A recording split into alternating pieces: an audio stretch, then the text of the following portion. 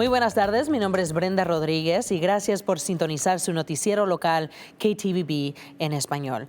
El día de hoy comenzamos con nuestro noticiero con una cobertura en equipo para informarles más sobre el inicio de la sesión legislativa aquí en Idaho. Pero antes de pasar con nuestros compañeros, es importante recordar que durante este periodo tomarán decisiones que definen cómo se gastaría sus dólares de impuestos, desde la educación, las carreteras y la atención médica.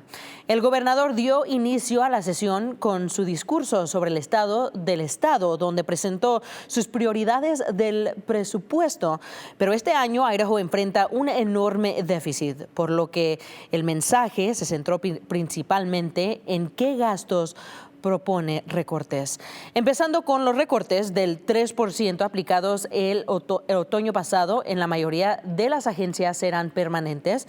Como parte del plan, también se contempla un recorte único de $275 millones al Fondo de Iniciativas Estratégicas del Departamento de Transporte. En cuanto al Medicaid, el gobernador asegura que la expansión del programa se mantendrá, aunque propuso una reducción de $45 millones en su presupuesto. Y sobre educación, dijo que las escuelas públicas no enfrentarán recortes directos, sin embargo, habrá ajustes como la eliminación de educación virtual y un recorte de $10 millones a la Academia de Aprendizaje Digital en Idaho.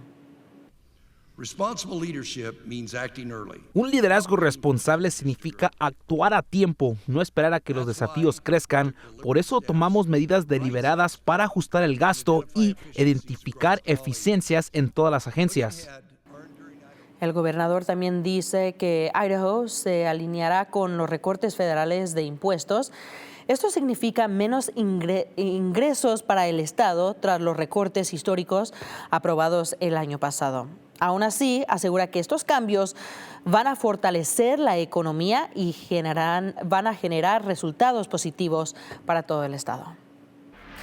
Y ahora pasamos para ampliar más de este tema con Gabriela López, que nos acompaña y nos tiene más de lo que opinó el Partido Republicano. ¿Qué nos dices, Gabriela? Sí, Brenda, como ya mencionaste, el gobernador Brad Little plantea mantener el financiamiento para la educación, algo en lo que el liderazgo republicano dice estar de acuerdo y considera una prioridad.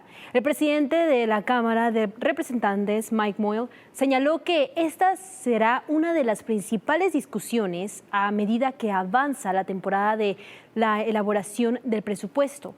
Otro tema clave es el Medicaid. Los legisladores analizan su expansión y el nivel de gasto. No quiero recortar las escuelas públicas, pero con la matrícula en declive no podemos gastar en niños que no están. La educación sigue siendo nuestra prioridad y haremos todo lo posible para protegerla. Mientras que los defensores aseguran que los cambios son necesarios para proteger el presupuesto del Estado. Los críticos advierten que podrían resultar más costosos a largo plazo y afectar la salud de quienes viven en Idaho. Brenda. Gracias, Gabriela. Y ahora nos vamos al otro lado de la política con el Partido Demócrata. Nuestro compañero Héctor Mendoza nos tiene los detalles. Y Héctor, ¿cuál es la respuesta de los demócratas ante esta primera sesión? Brenda, los líderes demócratas dijeron que los recortes presupuestos son una de sus mayores preocupaciones junto con el tamaño del déficit presupuestario. Señalan que el Partido Republicano es responsable de la situación actual del presupuesto y que a su juicio es necesario hacer cambios para corregir el rumbo. Como alternativa proponen una solución en 3 partes. 1, usar parte del Fondo de Emergencia del Estado. 2, eliminar el crédito fiscal para la elección escolar y asegurar que los recortes de impuestos solo se apliquen si el Estado puede costearlos. Aunque el gobernador no mencionó eliminar la expansión de Medicaid, los demócratas advierten que puede intentarse, lo que, según ellos, aumentaría el déficit y podría en riesgo la cobertura médica de unos 9,000 personas.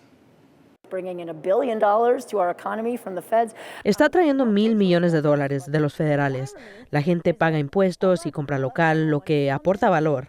La expansión de Medicaid cuesta 93 millones, pero genera 113 millones, sumando 20 millones extra al presupuesto estatal.